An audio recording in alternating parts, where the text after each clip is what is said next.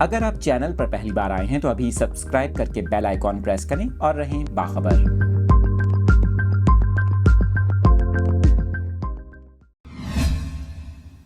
Update کر رہے ہیں اپنے ناظرین کو۔ ملک بھر کے موسم کی تازہ ترین صورتحال سے متعلق طویل خشک موسم کے بعد محکمہ موسمیات کی جانب سے ملک کے مختلف علاقوں میں بارشوں اور پہاڑوں پر برف باری کی نوید سنا دی گئی، جس سے سردی کی شدت میں مزید اضافہ متوقع ہے۔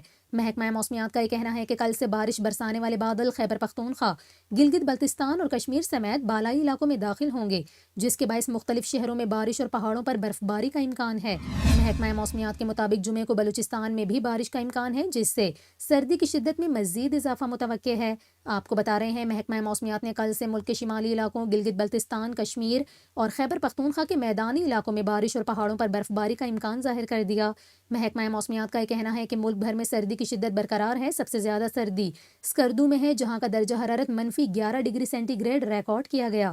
اس کے علاوہ گلگت استور میں -7، کلات میں -6، دیر اور کوئٹہ میں -3، جبکہ اسلام آباد اور پشاور میں 2 ڈگری اور لاہور میں 5 ڈگری رہا۔